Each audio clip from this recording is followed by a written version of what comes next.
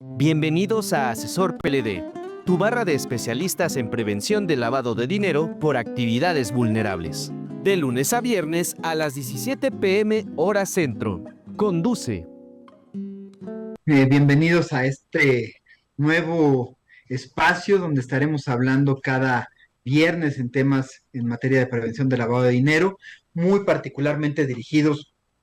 a lo que es el sector notarial, porque bueno, son uno de los sectores más complejos que están regulados por la Ley Federal para la Prevención e Identificación de Operaciones con Recursos de Procedencia Ilícita, la conocida como Ley Antilavado, y que quienes son unos de los sujetos que a su vez tienen una de las operaciones más complejas por la cantidad de operaciones que entran dentro del esquema de regulación de esta ley antilavado para darle un cabal cumplimiento, y por tanto también son unos de los sujetos que por el volumen y los montos de las operaciones que pasan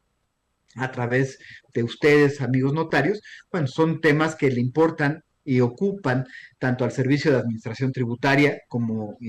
instancia supervisora en el cumplimiento de la ley antilavado, como a la propia unidad de inteligencia financiera. De tal manera que, bueno, estaremos tratándonos de concentrar en temas de interés para el notariado mexicano en este espacio de cada viernes. Quiero agradecer mucho a Javier Martínez por haber abierto este espacio, llevar este programa de asesor PLD a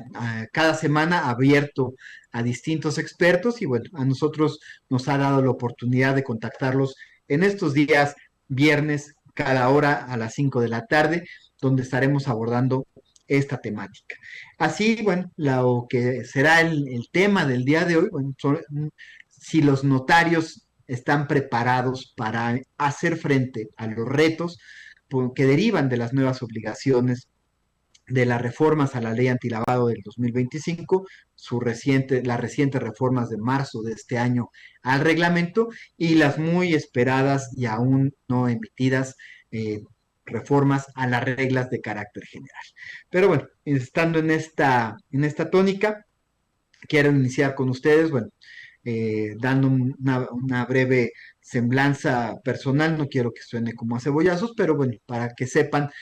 que soy un abogado, doctor en Derecho, especializado en temas de prevención de lavado de dinero. Tuve la oportunidad de conocer de cerca, muy de cerca, este importantísimo y trascendente tema durante mi estancia como subprocurador fiscal federal de investigaciones en la Procuraduría Fiscal de la Federación, de la Secretaría de Hacienda, en donde, haciendo las veces de asesor legal de la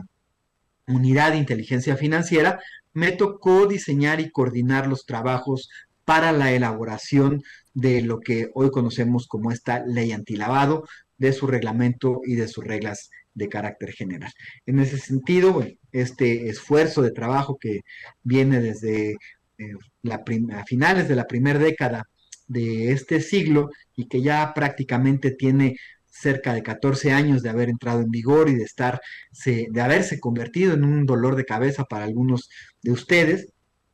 Bueno, tenemos ya hoy la experiencia del otro lado, la parte de ser asesores para ustedes, asesores que nos permitan acompañarlos en el proceso de cumplimiento de las obligaciones que esta ley les impone. Vino un cambio muy radical, de mucha profundidad, en cuanto a la modificación sustantiva de las modificaciones del 2025,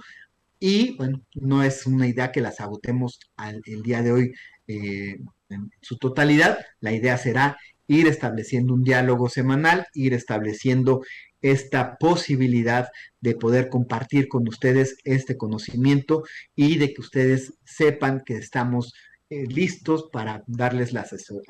asesoría, el acompañamiento necesario para la implementación, ajustes y mejoras a los esquemas de prevención de lavado de dinero que tengan implementados. De igual manera, la posibilidad de acompañarlos en el proceso de las visitas de la autoridad, las visitas de verificación, y por otro lado también un tema muy importante, que es el poderlos representar en caso de que tengan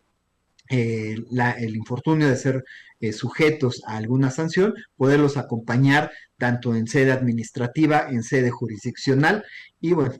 también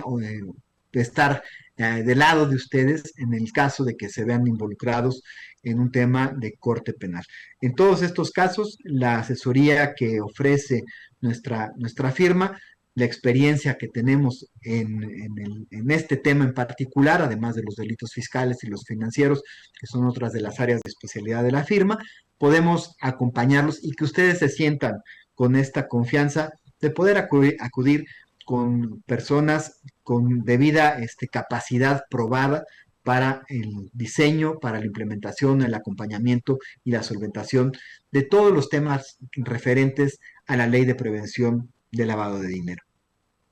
En ese gran contexto, bueno, pues hagamos un muy breve recuento de cuáles podrían ser los temas que nos resultan de interés derivados de las reformas del año pasado. Y bueno, aquí tenemos que también tener muy en cuenta que estamos en este momento en un proceso, en un periodo estamos en una ventana para que acabe de entrar en vigor a plenitud las reformas del año pasado. El régimen transitorio es un régimen muy complejo porque de un día para otro modificó algunas de las obligaciones más puntuales y de mayor trascendencia, por un lado, y por el otro lado dejó pendientes a la emisión de las nuevas reglas o las modificaciones a las reglas de carácter general, y abrió ese periodo de vacatio legis que va a permitir una mejor implementación. Sin embargo, quedaron muchas cosas traslapadas, hay obligaciones que ya entraron en vigor con la modificación al artículo 19, que es el que contiene el catálogo de obligaciones que tienen los sujetos obligados, en particular ustedes notarios, por ser sujetos obligados en términos de la fracción 12 del artículo 17 en su apartado A. Y bueno, en ese gran contexto, hoy tenemos estos retos donde la reforma legislativa no ha sido lo suficientemente clara como para tener total certeza de qué operaciones ya están en vigor, cuáles están pendientes y cuáles, debiendo de estar en vigor, todavía subsisten algunas de las cuestiones que evitan el que pueda uno adelantarse de alguna manera al cumplimiento. Aunque bueno, sabiendo hacia dónde se quiere mover la autoridad, hacia dónde quiere dirigir las reformas, tanto a la ley, el reglamento y las eventuales disposiciones de las reglas, bueno, uno puede adelantarse hacia dónde se van a mover los esquemas, como es, por ejemplo, el caso del enfoque basado en riesgos, que esa es la nueva naturaleza de todos los esquemas de prevención de lavado de dinero, y esto es muy importante porque aparentemente es sencillo hablar del enfoque basado en riesgos, pero es un tema harto complejo. ¿Por qué es complejo? Porque lo tenemos que ver en muy distintas dimensiones. Para una notaría, ¿cuáles serían los elementos o cuáles van a ser las variables a considerar para poder hacer la construcción debida de lo que es un tema de esta naturaleza? Lo primero es dónde se ubica la notaría. Esto es fundamental porque esto nos va a dar el perfil de cuál es el entorno delictivo, el entorno de presencia de grupos delincuenciales, el perfil de los grupos delincuenciales que puedan estar tratando de acercarse a la notaría directamente a través o por conducto de algunos de los colaboradores para buscar poder acceder a los servicios que les permitan la actividad ilegal de lavado de dinero. Y esto es muy importante porque esto es uno de los factores que nos va a permitir justamente diseñar el blindaje adecuado y justo para esa notaría en particular en el momento en el que sepamos dónde está y cuáles son los riesgos inherentes al entorno geográfico de ubicación de la notaría. Otro tema importante es el perfil de la notaría, el perfil del tipo de operaciones que realiza la notaría per se, porque al final del día, si bien todas las notarías hacen prácticamente de todo, es sabido que muchas notarías tienen especial predilección por realizar o tener un perfil de operaciones de uno u otro giro. Hay otras que, bueno, por su propia dinámica tienen que atender a todo tipo de operaciones y a todo tipo de clientes, y hay otras que sí pueden lograr este grado de especialización. Y entonces tenemos notarías a nivel nacional que tienen esta capacidad para enfocarse en los temas corporativos, algunas de ellas, otras que tienen un enfoque dirigido de manera primordial hacia la parte inmobiliaria, tenemos otras que se dedican a llevar otro tipo de atención más general. Pero basado en eso, también es muy importante para poder diseñar un adecuado enfoque basado en riesgos, qué tipo de operaciones son las que se realizan al interior de la notaría.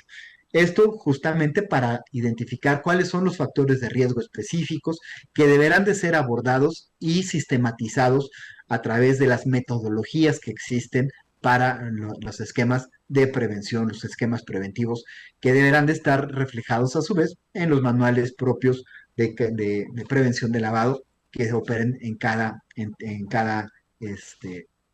oficina, en cada notaría. Un tercer grupo, la otra tercer variante que debe de considerarse en cualquier modelo de enfoque basado en riesgos es justamente el perfil de los clientes, el perfil de quiénes son aquellas personas que van a acercar sus negocios, sus necesidades de soluciones jurídicas a esta notaría. Y el perfil del cliente obviamente también nos va a dar riesgos diferentes. No es lo mismo un perfil corporativo para aquellas notarías que están totalmente abocadas a la parte corporativa empresarial. No es el mismo perfil el que tiene que atender una notaría de corte inmobiliario, donde tiene ya una comunidad y una vinculación importante con los propios esquemas de prevención de lavado de dinero que operan las instituciones financieras, que son al final del día las otorgantes de los créditos hipotecarios con los que se solventan la mayor parte de las operaciones inmobiliarias, pero también es muy distinto el tipo de riesgos a los que se enfrenta una notaría que está muy vinculada a temas bancarios, donde la práctica de constitución de fideicomisos es otro de los factores relevantes de riesgo. Igualmente, no es lo mismo una notaría que atiende fundamentalmente a nacionales que notarías que atienden a extranjeros, tanto empresas como personas físicas, porque obviamente los perfiles de riesgo van a ser diferentes. Entender estos tres grandes factores: dónde se encuentra la notaría, cuál es el perfil de operaciones que realiza la notaría y cuáles son el perfil y cuál es el perfil de los clientes de la notaría, son los tres grandes vectores sobre los cuales vamos a poder y vamos a necesitar construir nuestro enfoque basado en riesgos, porque son los tres puntos fundamentales en los cuales se van a dar y materializar y se van a expresar los riesgos a los cuales vamos a estar expuestos al realizar las actividades consideradas como vulnerables por la ley antilavado. Repito, en el caso en particular, este apartado A de la fracción 12 del artículo 17. Y después, bueno, este primer momento, este primer enfoque, cómo se debe de desdoblar para que también en el manual de prevención de lavado de dinero, que debe de estar diseñado acorde a cada notaría. No se van a valer ya estos manuales genéricos, por mucho que se parezcan. Como les digo, cada quien sabe cómo mata sus pulgas y cada quien lo hace de manera diferente. Y en ese contexto son los notarios los que deben de articular manuales específicamente diseñados para sus propias notarías. Primero porque los riesgos, como ya vimos, tienen que ser medidos, dimensionados y estructurados bajo ópticas muy particulares de una notaría. No es lo mismo dentro de una misma entidad federativa, por ejemplo, hablemos del caso del Estado de México, no es lo mismo hablar de una notaría ubicada en la zona de Naucalpan, Tlalnepantla o Huixquilucan, que notarías mucho más pequeñas con otro tipo de operaciones hacia el sur del Estado de México, o otras notarías que tienen un enfoque mucho más popular, como las que se ubican en la zona de Coacalco, de Catepec, en Nezahualcóyotl. Entonces, atendiendo a la diversidad de escenarios, tendremos que estar diseñando una diversidad de manuales. Y por otro lado, cada notaría tiene estructuras y procesos diferentes. Podrán haber notarías que tengan la misma cantidad de profesionistas que sean auxiliares del notario para que éste pueda prestar la función pública que tiene encomendada. Y no quiere decir que estas personas estén organizadas de la misma manera en todas las notarías. Vamos a encontrar que habrá notarías que tienen 3, 4 coordinadores para coordinar los trabajos de los 5 o 10 abogados que tengan. Habrá notarías donde no existan estos coordinadores, sino que de los 15 abogados con los que cuente una notaría estén trabajando de manera directa con el notario, estén exponiéndole cada uno de sus asuntos. Habrá notarías en las que una área se encarga de ciertos temas, parte corporativa, otra área más especializada en temas inmobiliarios, otras áreas en temas diversos, pero bueno, al final del día, cada notaría al tener estructuras y procedimientos diferentes, tendrán que tener unos manuales que reflejen su propia estructura y sus propios procesos para poder realmente cumplir a cabalidad con los extremos que nos va a exigir estos nuevos modelos enfocados y construidos en base al factor de riesgos a los que está expuesta la notaría. Todo esto, bueno, serán temas que estaremos abordando con mucho mayor puntualidad ya en programas específicos en las semanas y meses subsecuentes, pero sí son de las cuestiones en las que hay que tomar mucha conciencia. Lo que hoy teníamos o lo que hasta ayer teníamos ya no va a servir, lo tenemos que cambiar, lo tenemos que modificar y lo tenemos que reconstruir bajo esta nueva óptica, bajo esta nueva tendencia. Nos faltan aún cuáles son las grandes directrices que nos va a marcar la Secretaría de Hacienda a través de la emisión de las reglas de carácter general, porque ni la ley fue lo suficientemente puntual, ni el reglamento logró desarrollar a cabalidad estos temas y están dejando el contenido normativo, el contenido que explique el qué es lo que se espera que deben de cumplir los manuales de prevención a las reglas. Sin embargo, bueno, la gente que tenemos experiencia en este tipo de temas, ya sabemos que van a tener que pasar por estos 3 grandes ejes. ¿Dónde está la notaría? ¿Qué hace fundamentalmente la notaría? ¿Y quiénes son los clientes de la notaría? Bajo esos 3 ejes se debe de desarrollar cualquier modelo de enfoque basado en riesgos. Lo siguiente, que también va a incorporar modificaciones radicales, es la incorporación de una gran variedad de nuevas actividades, de actos y operaciones que son consideradas como actividades vulnerables. Hemos visto un incremento promedio de cerca del 30-35% de nuevos avisos en comparación con años anteriores en periodos iguales. Y esto quiere decir que las reformas a la ley antilavado incrementaron en una notaría alrededor de un 35% de nuevas operaciones objeto de aviso. Esto adicionado con la cantidad de operaciones que además se habrán visto incrementadas como actos de operaciones enfocadas o dedicadas a, más bien, materia u objeto de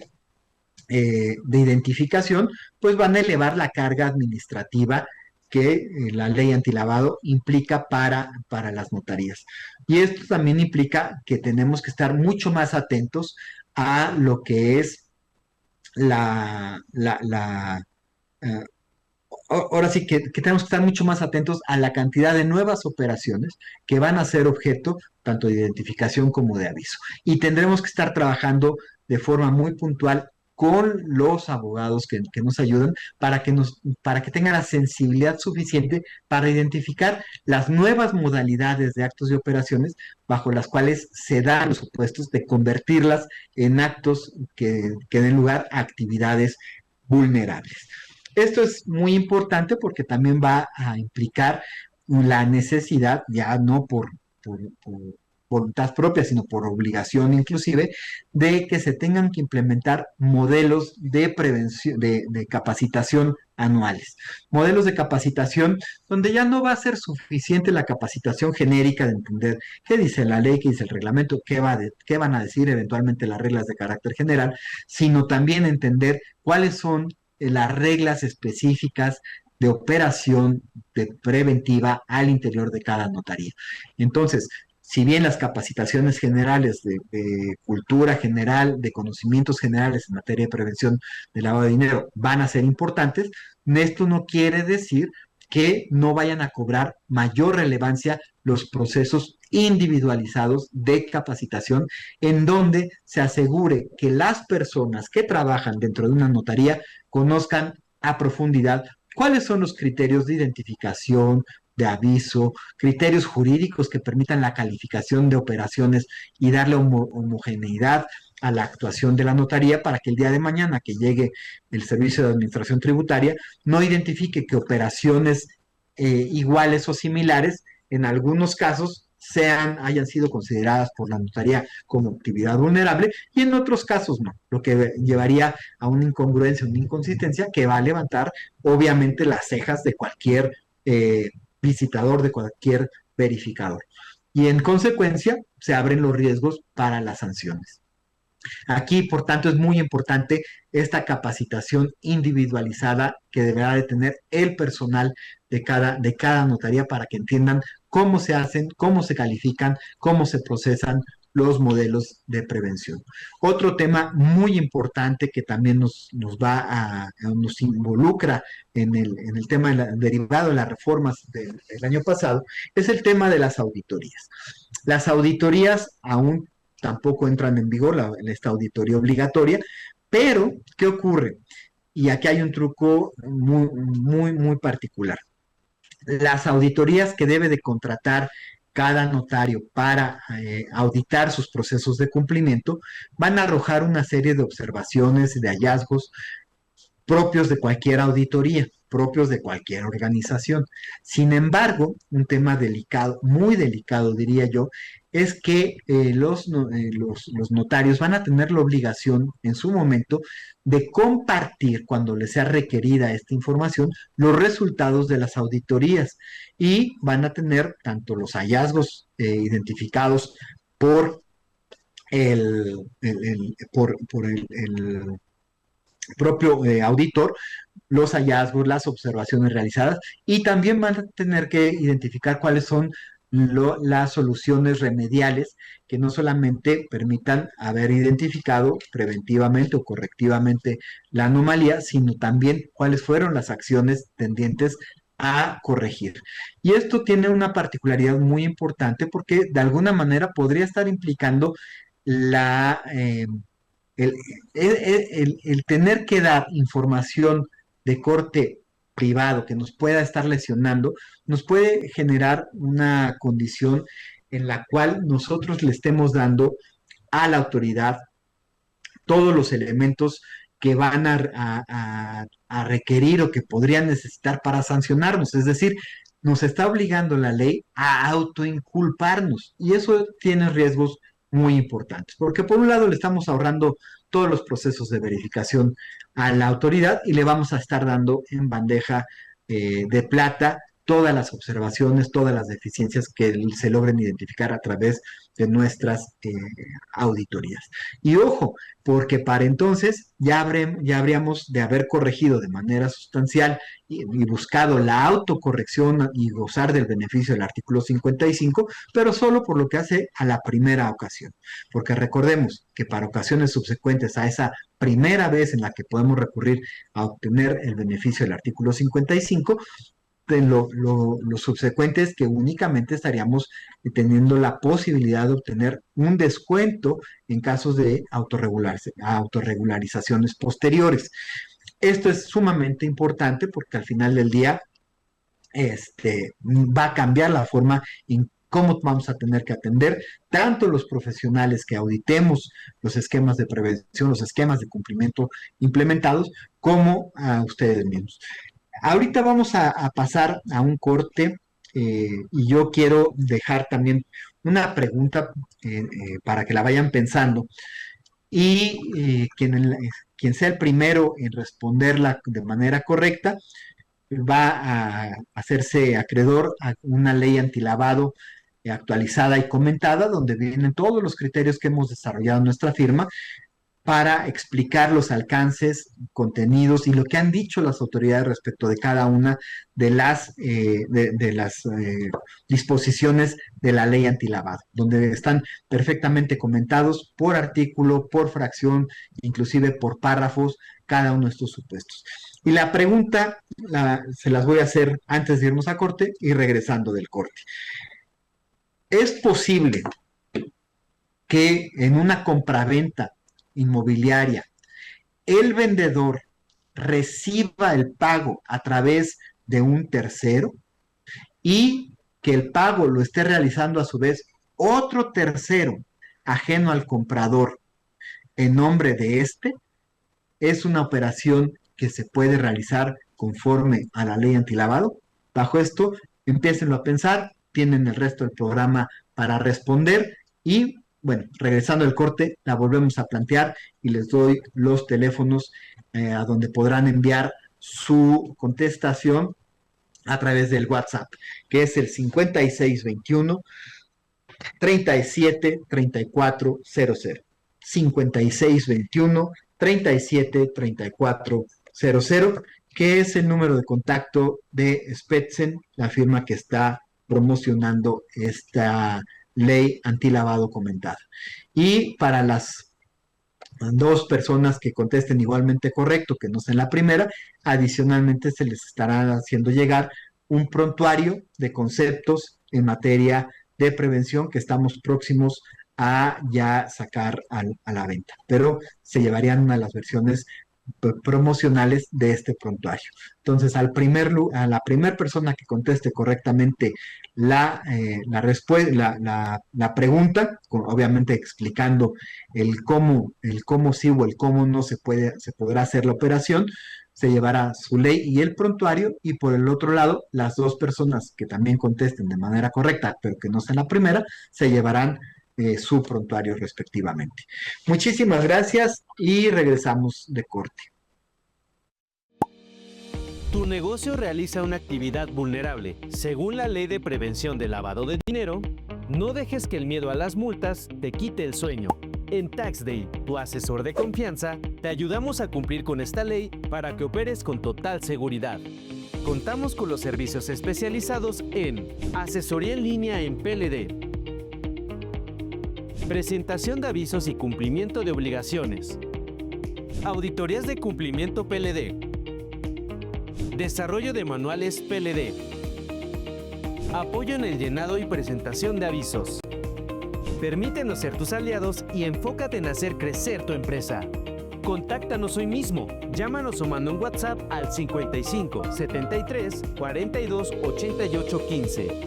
O contáctanos desde nuestra página web taxday.com.mx. Platícanos tus requerimientos y recibe tu cotización. TaxDay, tu asesor PLD de... Pues muchas gracias por estar aquí todavía con nosotros y bueno, vamos a seguir platicando a grosso modo de lo que fueron las reformas del 2025. Tenemos también una modificación de la que poco se ha hablado, pero que son las nuevas obligaciones que tienen los sujetos obligados de llevar a cabo contrataciones bajo ciertos perfiles que también esos criterios nos tendrán que ser especificados en las reglas de carácter general. Pero al final del día es una obligación que debemos de estar cubriendo en las nuevas contrataciones. Y esto es muy importante porque entonces la libertad de contratar a quien sea ya tampoco es tal, sino que tendremos que estar sujetos a que los candidatos a ser contratados pasen por el tamiz de estos criterios que deben de cumplirse cuando se emitan las reglas de carácter general. Aquí un tema importante que también a lo largo de las experiencias que hemos tenido con diversos notarios que han contratado nuestros servicios es el hecho de que no en todos los casos las obligaciones en materia de prevención de lavado de dinero que derivan de sus propios esquemas preventivos están debidamente reflejadas en los contratos, ya sea en los contratos laborales o en los contratos de prestación de servicios profesionales del personal que les auxilia en su día a día. Y esto es importante porque al final del día debemos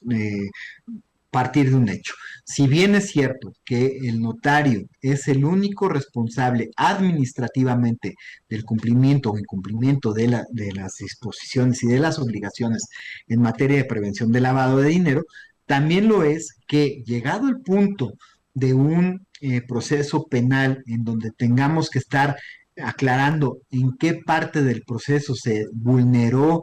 el quehacer de la notaría y que sea necesario hacer esta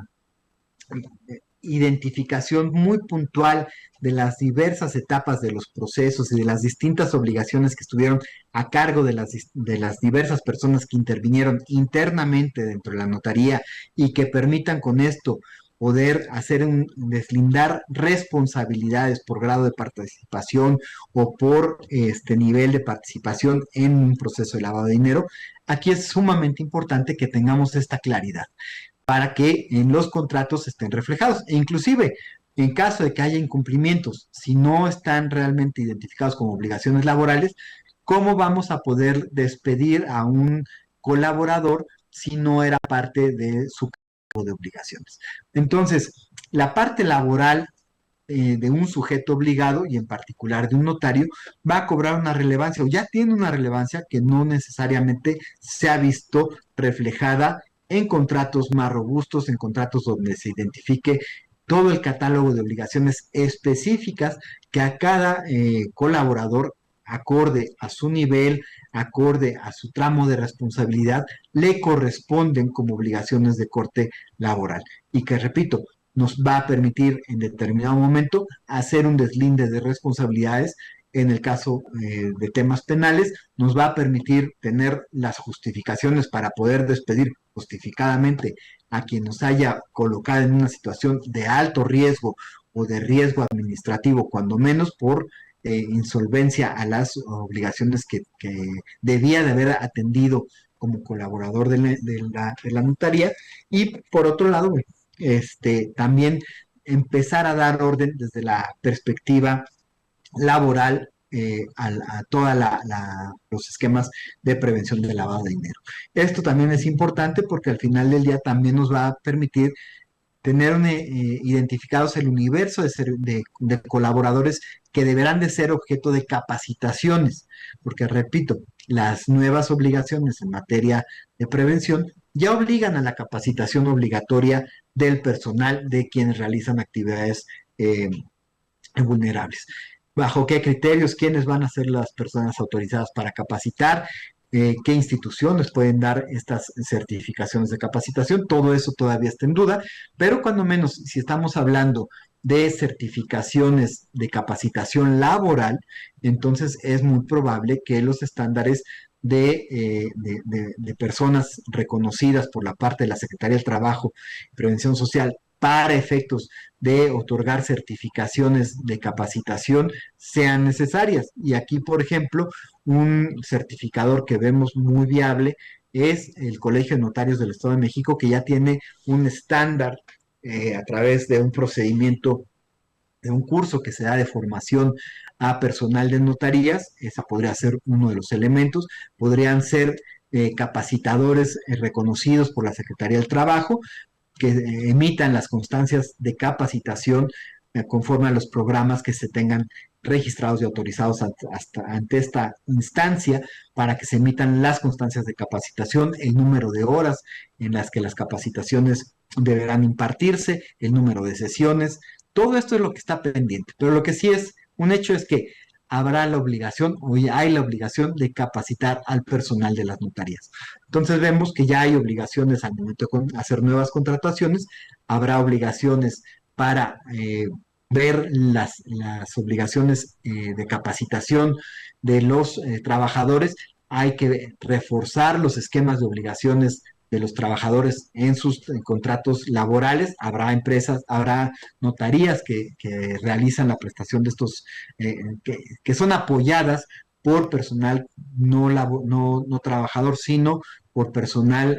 contratado bajo servicios profesionales, y entonces la revisión de estos contratos va a ser uno de los elementos y aspectos fundamentales en este nuevo modelo. Y finalmente, lo que lo que vemos también como un tema importante de las implicaciones que va a tener la nueva ley, las reformas a la ley, es el tema de estas auditorías, que como ya les dije, estas auditorías van a tener que ser compartidos sus resultados con la autoridad. Otro aspecto que también nos va a generar una modificación de cómo veníamos haciendo las cosas son precisamente las visitas de verificación. Aquí aparentemente no se está destacando en los distintos foros en los que he tenido oportunidad de participar. Poco se ha dicho de la modificación normativa a las visitas de verificación. Anteriormente, antes de la reforma a la ley, lo que nos decía la ley antilavado era las visitas de verificación se van a celebrar conforme a la normatividad, a las disposiciones contenidas en la Ley Federal de Procedimiento Administrativo. En ese contexto, esta Ley Federal de Procedimiento Administrativo era la ley que regulaba en sus propios términos, en sus propias condiciones, eh, la mecánica de las visitas de verificación. Esto es muy importante porque a partir de las reformas a la ley antilavado del reglamento y ahora que aparezcan las reglas de carácter general, se modificó la normatividad aplicable a las visitas. Y entonces todavía tenemos temas pendientes, porque la ley antilavado reformada ya nos dice, las visitas de verificación se van a celebrar conforme a esta ley. Ojo, la ley no tiene procedimientos en sí misma, nada más nos marca dos procedimientos. El procedimiento de visita y el procedimiento sancionador. Nos habla de dos procedimientos, esto es muy importante para tener certeza de en qué momento y qué es lo que vamos a poder estar impugnando en cualquiera de las resoluciones que se emitan en estas dos instancias. Otro tema importante es que las visitas se deben de realizar conforme a los términos del reglamento de la ley. El reglamento, en esta ocasión, aún con las reformas, fue omiso en establecer la mecánica procedimental.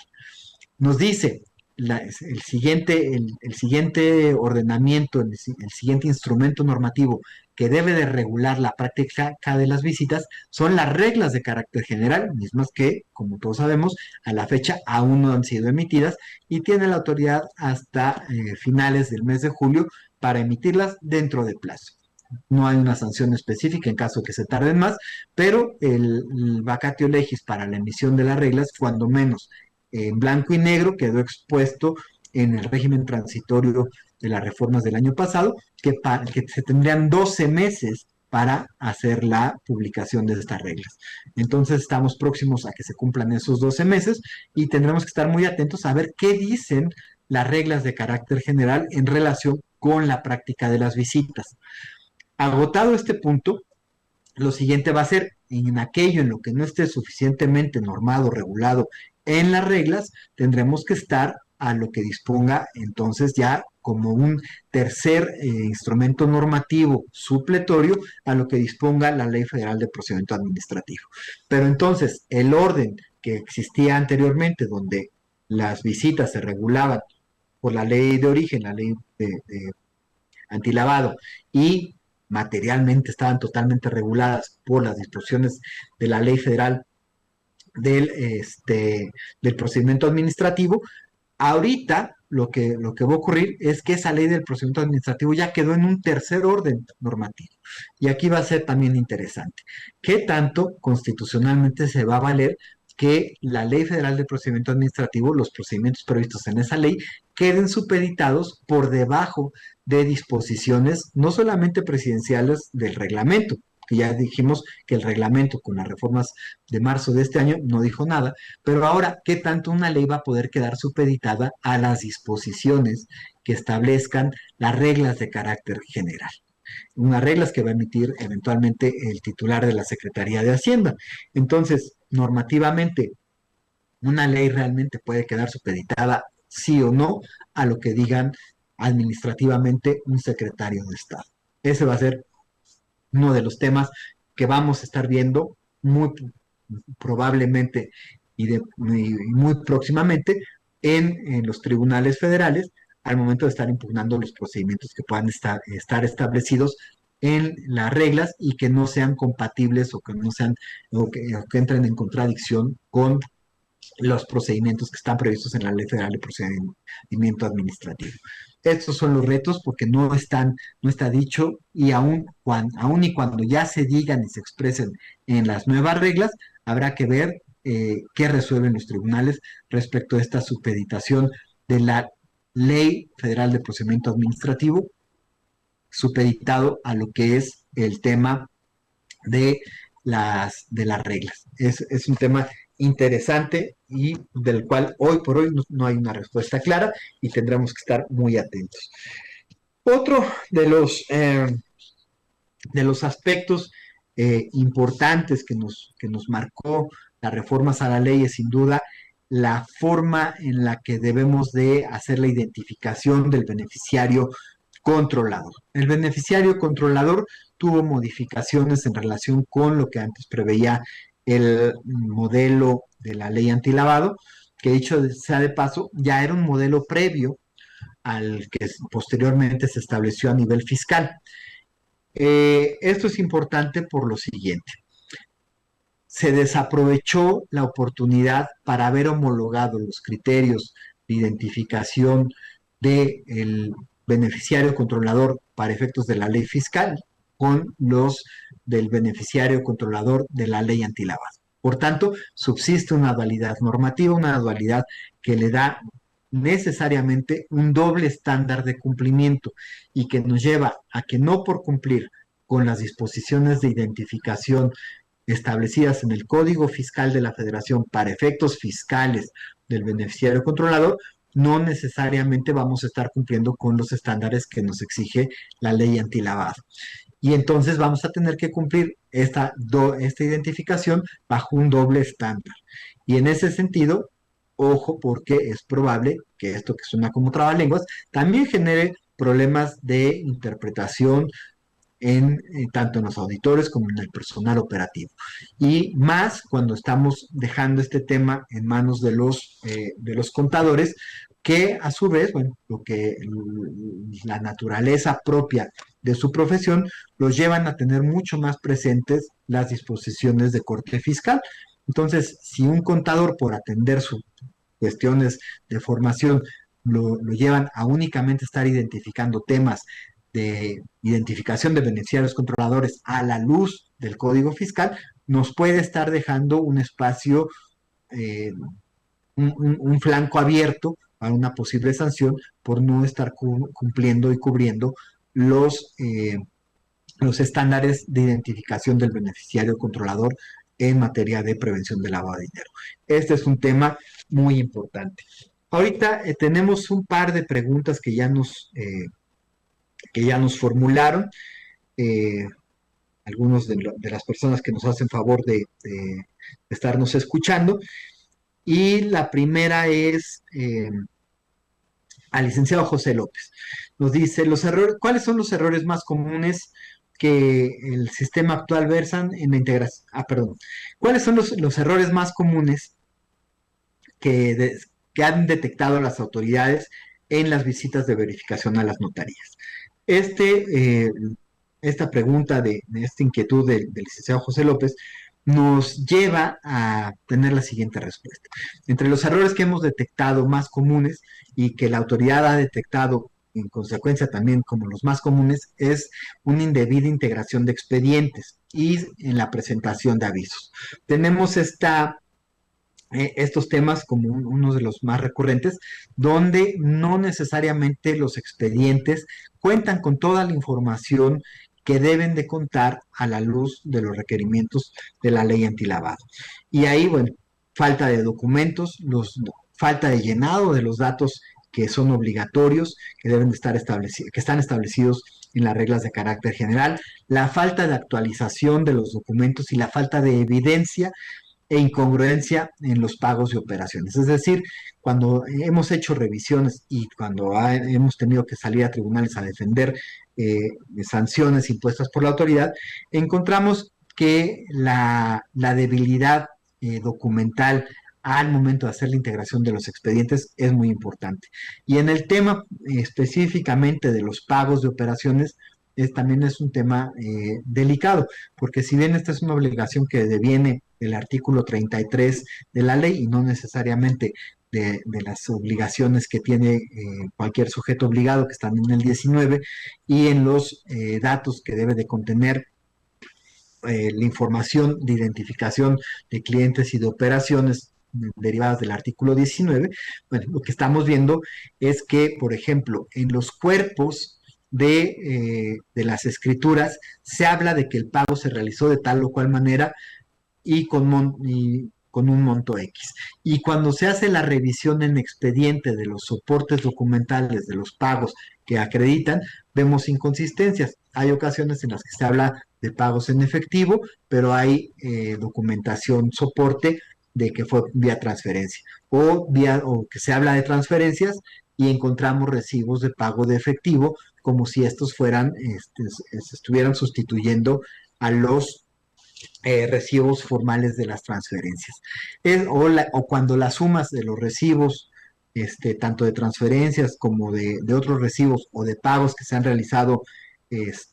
previamente a la conclusión de la operación o a la suscripción de la operación de compraventa, por ejemplo, al hacer la suma de las cantidades que dice el cuerpo de la escritura, no corresponde con la suma que nos están dando los recibos que soportan supuestamente los medios de pago utilizados. Y luego tenemos la otra pregunta que nos hizo favor el señor Adolfo Guzmán, que es en relación al inciso A de este apartado A, que habla de la transmisión o constitución de derechos reales, cuando las operaciones son con garantías de bancos u organismos de vivienda, son sujetas a aviso si llegan a 8,000 UMAS o más. Bueno, en el caso en las que se constituye una garantía en favor de una entidad financiera o de un organismo público, no son consideradas actividades vulnerables, independientemente de los montos, superen o no superen los montos de las 8,000 UMAS. ¿Y esto por qué? Porque las operaciones que se realizan a través de instituciones financieras son una excepción a las actividades vulnerables que están previstas en esta fracción. Por tanto, aun y cuando superen estos montos, no dan lugar a la actividad vulnerable. ¿Cuál es la lógica que está detrás de eso? Bueno, que el banco, al momento de haber otorgado los créditos, ya habrá hecho los análisis de riesgo de la operación y correrá a cargo de las instituciones financieras o bien de los organismos públicos de vivienda la carga de llevar la prevención del lavado de dinero. Y por tanto, para no encarecer los créditos y los financiamientos que otorgan estas instituciones, se elimina la carga burocrática de generar esta obligación entre los sujetos obligados. Y por eso, en aquellos casos en los cuales la garantía se constituye a favor de las instituciones o de los organismos públicos de vivienda, no entran como una actividad vulnerable. Ahora,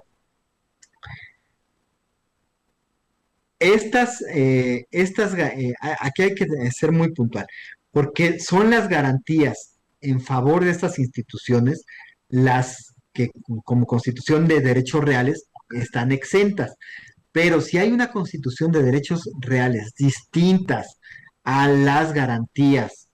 a las que estamos aludiendo, entonces sí se considera una actividad vulnerable, aun y cuando esté interviniendo un banco o una institución dedicada al tema de vivienda a través de organismos públicos. Esto es muy importante porque al final del día, las garantías, y prácticamente hablaríamos de que son las garantías hipotecarias que se estarían constituyendo para efectos de instituciones bancarias y de organismos públicos de vivienda, estas no lo son. Pero el resto de operaciones que constituyan derechos reales, que estén constituyendo, modificando derechos reales en relación con una de las partes que intervengan, que sean instituciones o organismos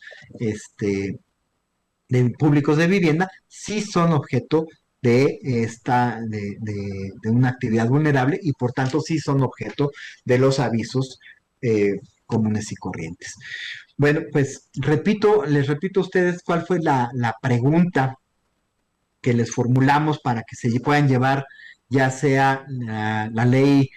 antilavado actualizada y comentada y su prontuario o nada más el prontuario para las otras dos personas que den una respuesta correcta. La pregunta es, ¿se puede realizar una operación en donde la parte vendedora reciba el pago a través de un tercero y la parte vendedora reciba el pago por la venta del inmueble a través de un tercero ajeno al vendedor y en la cual un tercero distinto al comprador sea quien pague a nombre y cuenta de este comprador en la operación, es decir, quien recibe el dinero y quien lo paga son personas distintas a las dos partes, a la que compra y a la que vende, pero que están actuando como terceros y que se está aceptando esa intervención como representantes de estos dos sujetos de la operación, ¿se puede o no se puede? Quienes nos respondan a través de nuestro WhatsApp en el 5621 373400 se llevarán esta ley antilavado y su prontuario, o bien los prontuarios para las dos personas que igualmente contesten de manera correcta la pregunta y que no sean la primera persona que haya hecho esta respuesta. Pues creo que estamos ya llegando al final de la transmisión y bueno, no me queda más que darles las gracias por su atención, invitarlos para que el próximo viernes podamos seguir platicando de estos temas ya de manera más puntual. Eh, Se les hará llegar con toda puntualidad cuál va a ser el tema objeto de análisis y eventualmente, bueno, nos estamos viendo el próximo viernes a las 5 de la tarde en este programa de Asesor PLD, donde estaremos abordando los temas de interés del notariado, que nuestra práctica y las preguntas de los notarios que son nuestros clientes y los que nos hagan llegar, nos va a permitir perfilar lo que va a ser el contenido. Muchísimas gracias a todos por su atención. Nos vemos el próximo viernes.